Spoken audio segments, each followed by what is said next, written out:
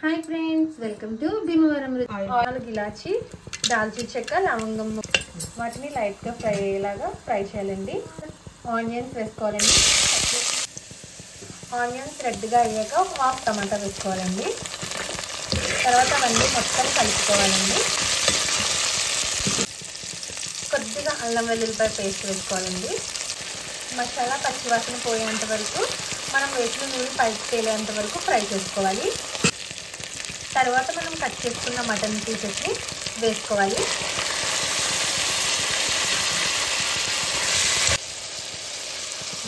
ఒక టమాటాని ఇలా పేస్ట్ గా చేసుకొని పెట్టుకోవాలండి ఆ పేస్ట్ కూడా మటన్ వేసాక వేయాలనుకోవాలండి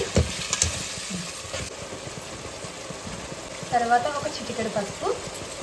చిటికెడు కారం రుచికి సరిపడా ఉప్పు కలుపుకోవాలి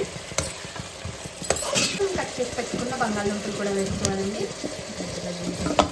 వేసుకొని ఒకసారి మొత్తం కలుపుకోవాలండి హాఫ్ లెమన్ వేయాలండి దాన్ని అలాగే వేయండి